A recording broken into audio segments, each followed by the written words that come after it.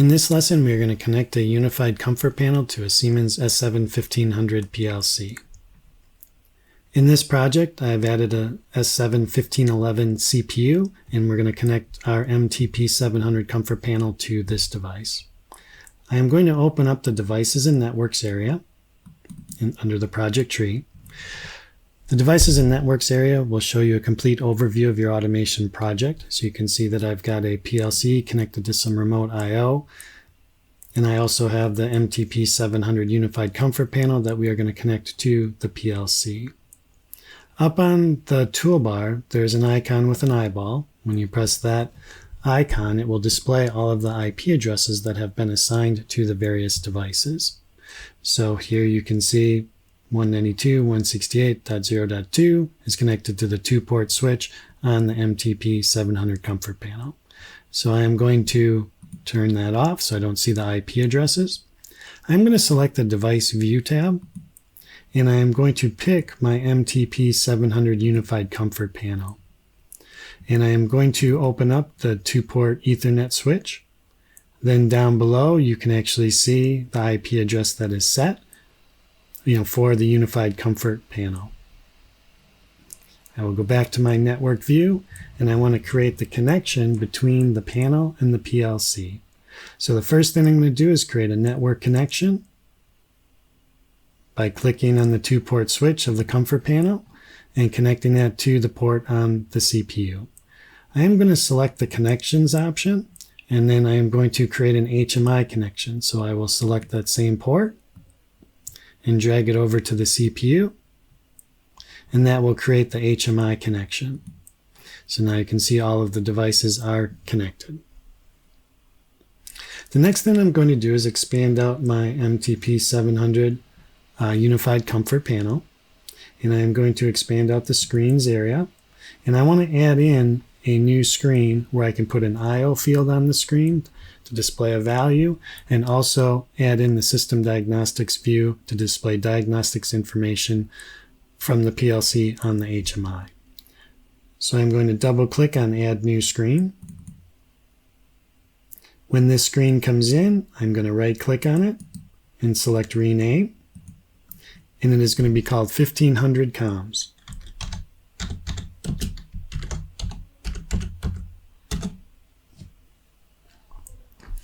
I'm going to open up the Tools screen from a previous lesson just to copy a few objects. So I'm going to copy the main button, which is a change screen button to go back to the main screen, and then the text for the title of the screen. So I will copy these, and I will put these back on to the 1500 Comms screen. So I will paste them.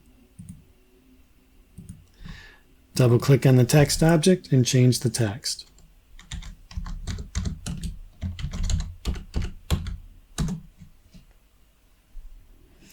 Next, what I am going to do is I am going to expand out the PLC and expand out PLC tags and select the default tag table.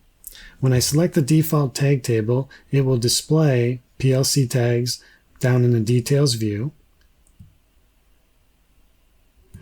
I have enabled the clock byte in the controller, so what I can do is just drag the clock byte tag and drag that out onto the screen, and we'll put that in the upper right hand corner. Under the controls in the HMI toolbox, I'm going to pick the System Diagnostics control, and I'm going to drop that on the screen, and I'm going to resize that so it occupies most of the screen.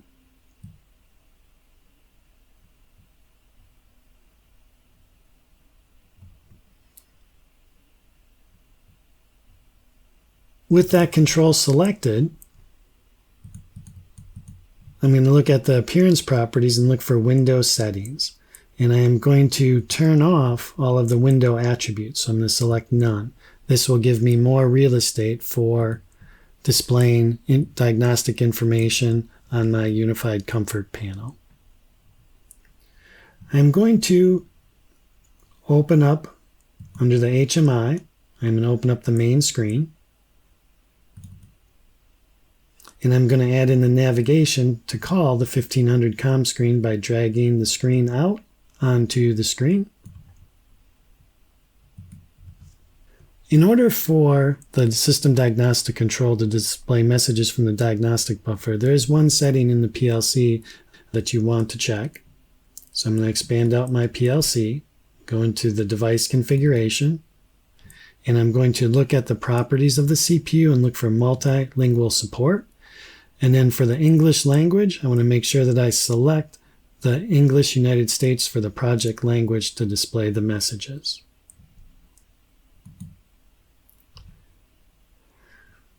Under the Unified Comfort panel, under the HMI tags, if I click on the default tag table, and I scroll down, a clock byte tag was created by doing the drag and drop from the PLC. And if I open up connections in the project tree, this is where that HMI connection was created. So here's my Unified Comfort panel, and here is the 1500 PLC controller. So what I'm going to do next is I am going to highlight my HMI, and I am going to start the simulation.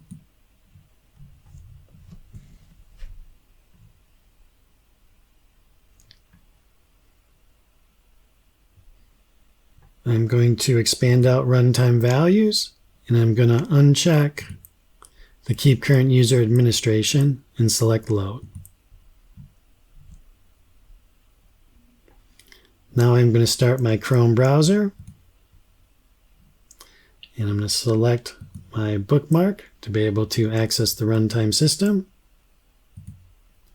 And I will select the admin user, type in my password,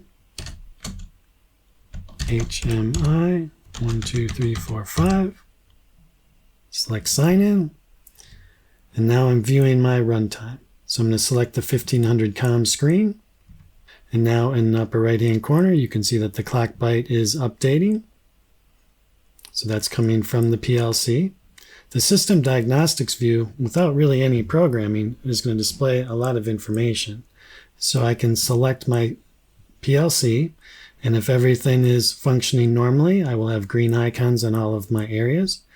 I can even drill into the Profinet I/O system, and I can see my I/O device. Right now, everything is functioning properly. I'm going to create a fault condition by removing a module from my remote I/O rack.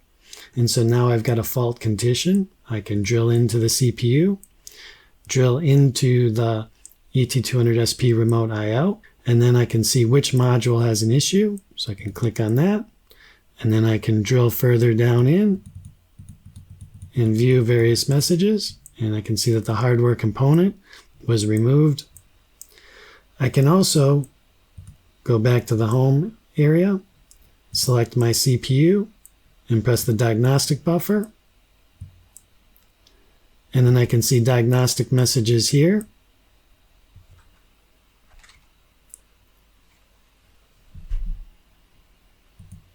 So now I plug that module back in, and everything is communicating properly.